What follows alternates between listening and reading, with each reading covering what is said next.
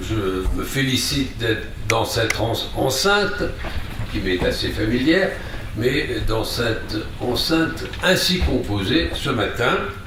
Le sujet que vous m'avez demandé de traiter me colle à la peau, parce que il y a 2 ans et demi ou 3 ans, j'ai eu l'occasion d'évoquer ce sujet devant mes confrères de l'Académie des sciences morales et politiques, et depuis, j'ai été sollicité un certain nombre de fois au Conseil économique et social, au colloque du Saint-Hubert, dans la presse, et encore aujourd'hui, pour parler de ce faux sujet des droits des animaux. Ça montre qu'il y a tout de même une inquiétude, sinon une interrogation sur ce sujet.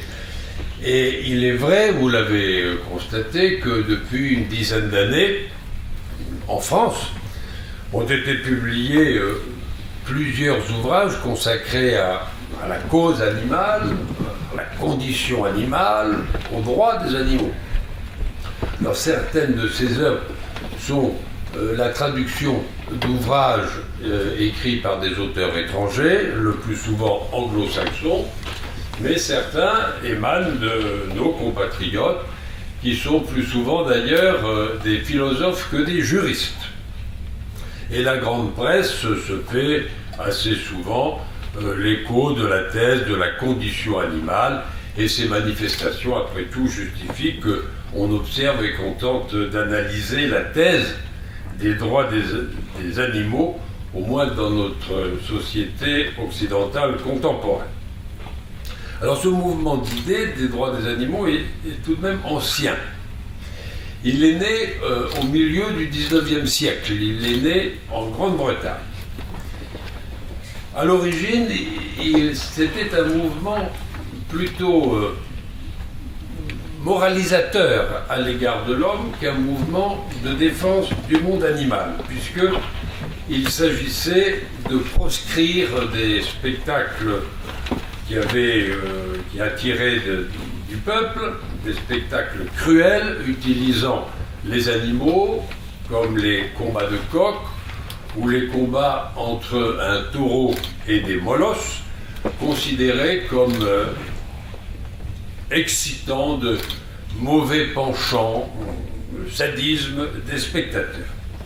Mais avec le développement de la vivisection pour la recherche médicale, s'est développé en Angleterre un mouvement prohibitionniste très puissant et fondé là, non pas sur la moralisation des masses populaires, mais fondé simplement et exclusivement sur le seul objectif de protection de l'animal en tant que tel. Et ces idées ont traversé la Manche, ont gagné notre pays vers 1850. Sans doute le mouvement protestataire contre la vivisection s'est manifesté, mais n'a pas eu le même écho qu'en Grande-Bretagne, n'a pas eu la même ampleur. En revanche, une partie de l'opinion s'est emparée de la cause de la protection des animaux, et c'est en 1850 qu'est votée la loi Grammont, qui porte le nom de l'auteur de la proposition de loi, le général de Grammont, réprimant les mauvais traitements infligés publiquement aux animaux domestiques apprivoisés ou tenus en captivité. Et cette loi, dont le contenu a légèrement été modifié ultérieurement, est encore en vigueur, elle est insérée dans le code pénal. Et dans le même temps naissent des sociétés zoologiques qui s'intéressent aux animaux et prennent conscience de la fragilité de certaines espèces, de la disparition déjà de certaines d'entre elles, et on peut citer notamment la Société zoologique d'acclimatation, d'où naîtra plus tard la Ligue pour la protection des oiseaux, la LFO, que nous connaissons tous. Dans le XXe siècle, on va voir se développer l'élevage industriel intensif des animaux destinés à l'alimentation de l'homme, le bœuf, le porc, les volailles. Et les excès des pratiques productivistes sont alors à l'origine d'un autre mouvement, D'abord, ils sont à l'origine du concept un peu incertain de bien-être animal, qui introduit un peu de subjectivité et d'anthropomorphisme, qui va entraîner l'intervention de prescriptions de plus en plus précises et contraignantes qui réglementent ce type d'activité, et d'autre part, la réaction végétarienne, végétalienne ou véganiste. Vous connaissez la distinction, la gradation entre ces trois attitudes. Le végétarien se borne à renoncer à manger de la viande, le végétalien étant cette prohibition au lait, au beurre, au fromage, aux œufs et aux poissons. Quant aux véganistes, l'attitude beaucoup plus radicale, il va plus loin dans son engagement en renonçant à l'usage de tout produit d'origine animale, comme le cuir, la laine, la fourrure. Et de nombreux témoignages attestent aujourd'hui, moins fréquemment en France que dans les pays anglo-saxons, mais tout de même en France, attestent que le militantisme végétarien, végétalien, est né de la révélation et de la dénonciation des méthodes d'élevage intensif d'animaux destinés à l'alimentation de l'homme. Enfin, c'est diffusé dans la population un sentiment d'attendrissement général à l'égard de la faune, et pas seulement de la faune domestique, et pas seulement de la faune élevée pour les besoins de l'alimentation. Et ce mouvement d'attendrissement a été favorisé par la photographie, le cinéma, la télévision. Je pense que tout le monde connaît ce mouvement, et marginalement, de petits groupes se manifestent de façon violente contre les entreprises de production d'animaux de laboratoire, contre le commerce de la fourrure, et bien évidemment aussi contre la chasse, et en particulier la vénerie. Il semble cependant, pour le moment, que ce mouvement se soit un peu apaisé. Mais à côté de ces mouvements d'opinion, inspirés plus par le sentiment que par la raison, une réflexion théorique s'est développée en faveur de la reconnaissance de droits au profit des animaux.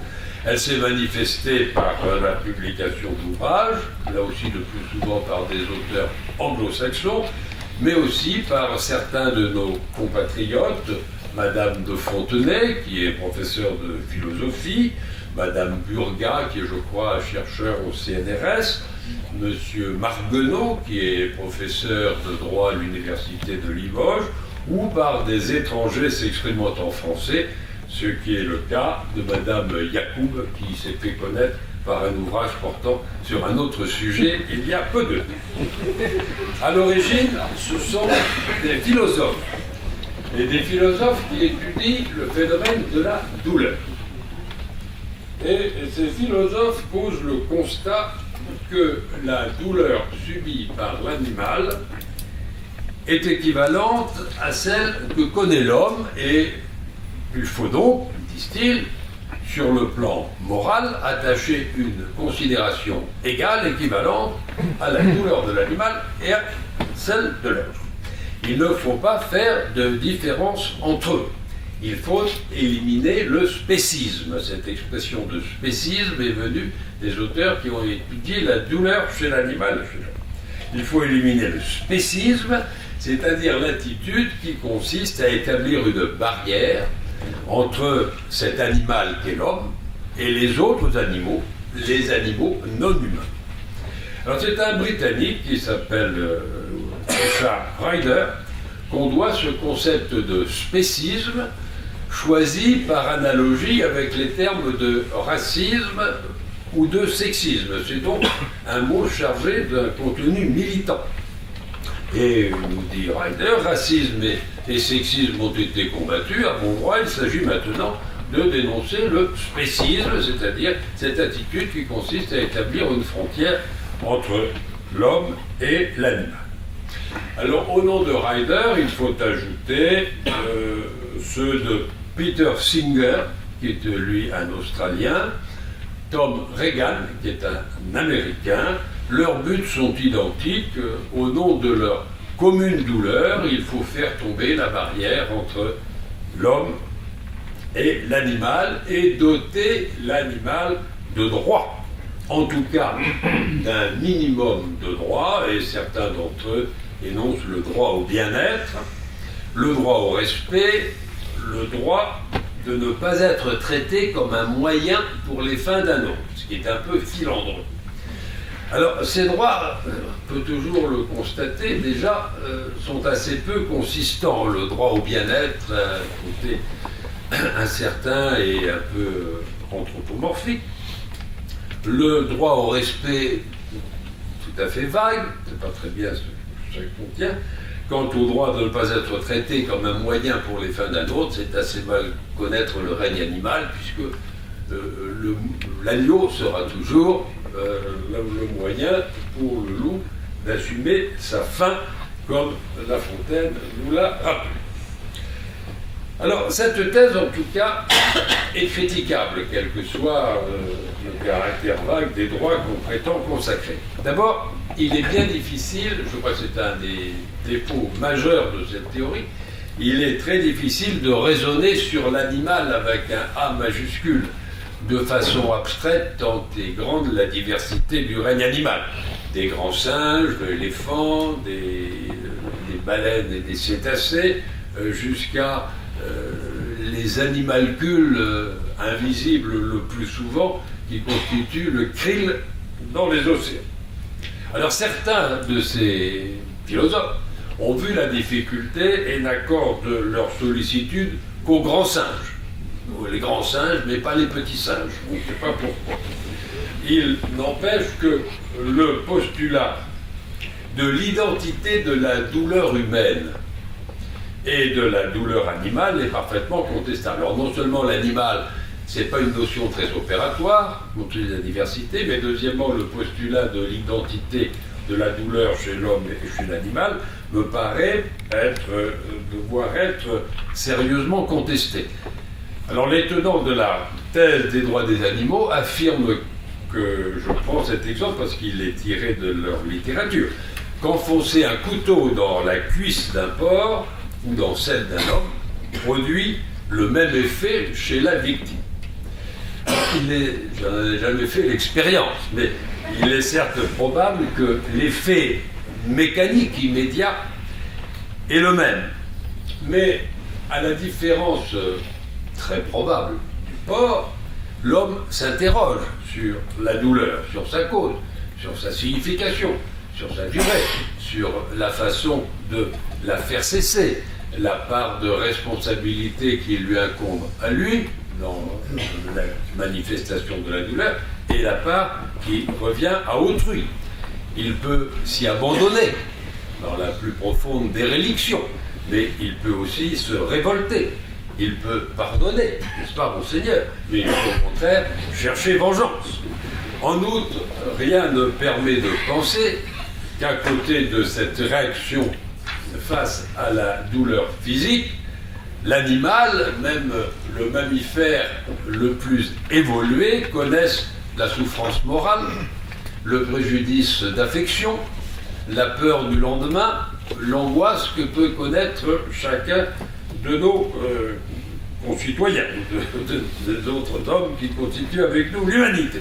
Donc l'égale sensibilité de l'homme et de l'animal étant pour le moins contestable, la protection des animaux suppose-t-elle tout de même que des droits lui soient reconnus, avec l'idée qu'il avait déjà des droits sous-jacents, ou lui soient attribués, dans l'hypothèse où on pourrait considérer qu'il n'avait pas de droits jusqu'à aujourd'hui.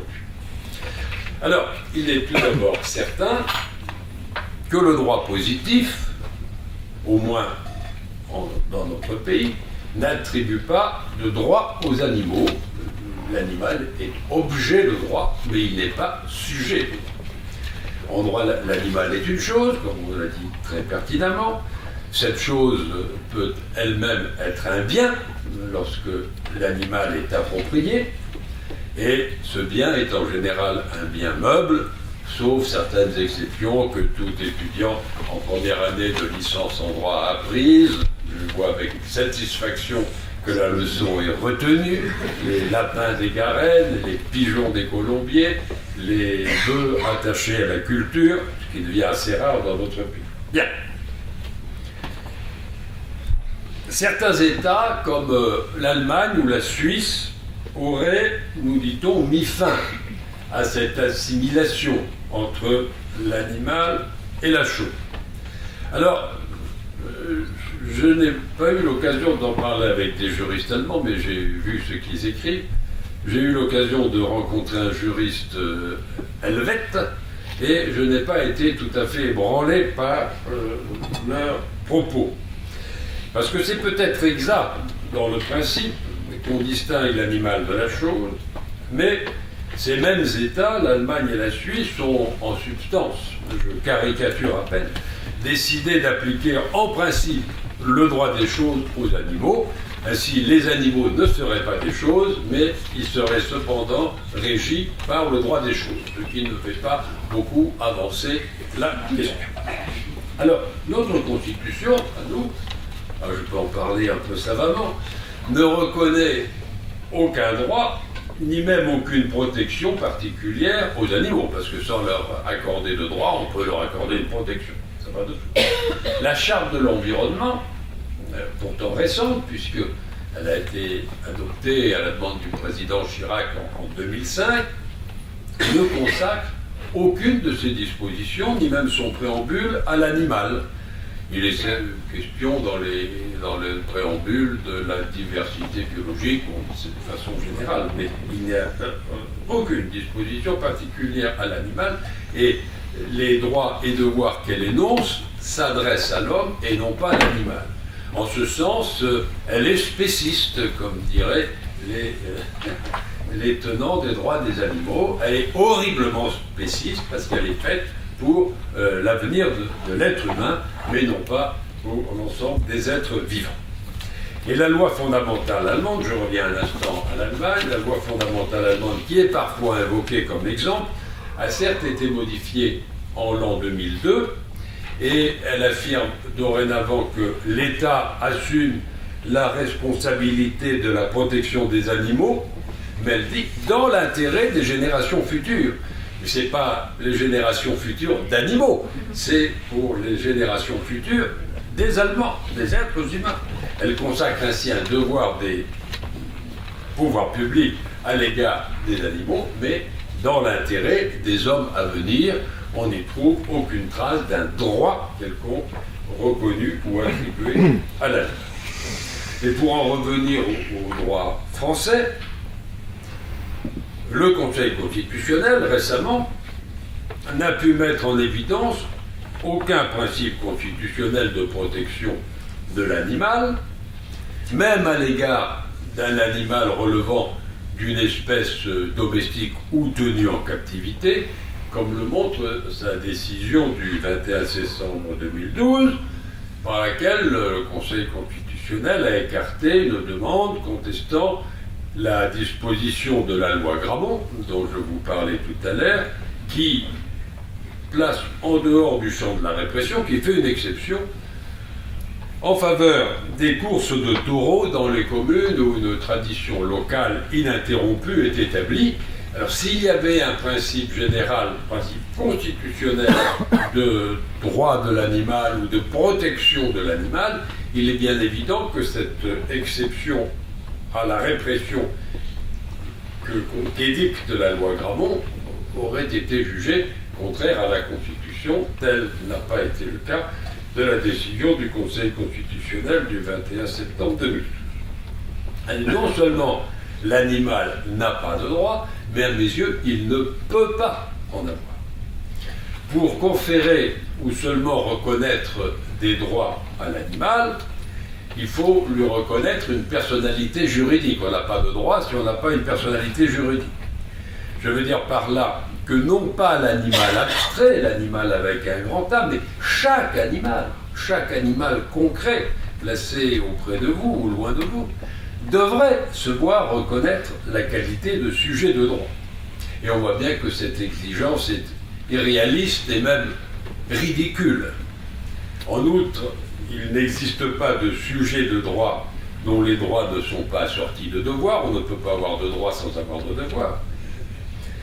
Et il n'est pas concevable qu'un sujet de droit n'ait que des droits et jamais d'obligations.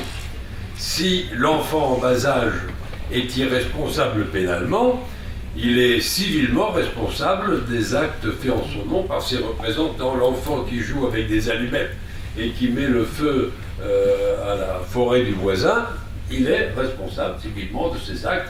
Ce sont ses parents qui vont le représenter en justice, mais sa responsabilité est en les droits équilibrent les devoirs. C'est évident. Comment pourrait-on exprimer que l'animal a des devoirs? C'est évidemment impossible. Oui, pas plus de 5 minutes, mais ça sera évidemment impossible. Même si vous trouvez que je vous ennuie, je peux m'arrêter tout de suite. C'est ce qui manque, c'est tout simplement la conscience et la raison. Il faut ajouter que lorsqu'on a des droits, c'est pour en faire usage. Si la loi donne des droits aux gens, c'est pour qu'ils s'en servent. Et comment les animaux pourraient-ils faire usage des droits qui leur seraient reconnus, alors par l'intermédiaire de leur propriétaire? Ça, c'est très vrai si on est un animal domestique. Il y a un dommage et causé un animal domestique, le propriétaire a un droit. Il n'a pas besoin d'ailleurs de l'animal pour cela. Par l'intermédiaire d'associations reconnues comme mandataires des animaux, on voit la tentation. Le législateur investirait d'un mandat légal des personnes morales pour faire valoir les droits des animaux en leur lieu et place. Alors on voit bien l'intérêt qui pourrait pousser certains à revendiquer à la fois l'attribution des droits aux animaux et le mandat légal d'assurer la défense de ces animaux en justice, mais on voit bien aussi le danger de cette prérogative et de ce monopole. Mais il n'est pas nécessaire de passer par l'impossible reconnaissance de droits aux animaux pour admettre que l'homme a des devoirs vis-à-vis d'eux, et sur le plan des principes, il est tout à fait concevable que l'homme ait des devoirs à l'égard des choses. Nous avons des devoirs à l'égard des archives, à l'égard des monuments historiques, à l'égard des sites classés, à l'égard des collections des musées nationaux qui sont inaliénables, à l'égard de la forêt, puisque nul ne peut exploiter sa forêt comme il l'entend, mais sa gestion est encadrée. Toutes ces obligations résultent d'un certain nombre de choses et d'un certain nombre de principes, et admettre que l'homme a des devoirs vis-à-vis des animaux va de soi. Et nous connaissons tous les réglementations abondantes et parfois extrêmement minutieuses, voire trop minutieuses, sur l'expérimentation animale, sur les spectacles utilisant des animaux, sur l'élevage, la stabulation, le transport du bétail, la vente et l'identification des animaux de compagnie. Elles sont toutes inspirées de ce souci de traiter les animaux dans des meilleures conditions convenant à leur existence savante. Et ces réglementations, ça sera ma conclusion, mon cher, suffisent à assurer le bon traitement des animaux appropriés et la protection des espèces animales dont l'état précaire justifie une telle protection. Les espèces protégées, notre droit s'accommode très bien de cela. Il n'est pas besoin de conférer une personnalité juridique aux animaux et de leur reconnaître des droits pour assurer leur protection lorsqu'une telle protection est nécessaire. Je me bornerai en conclusion à dire que la confusion des cultures, la confusion des espèces, des genres, des sexes, n'est pas un signe de vitalité ni de confiance en soi de l'être humain. Elle serait plutôt la manifestation d'une sorte de refus de son identité et du caractère exceptionnel de l'homme dans le monde du vivant.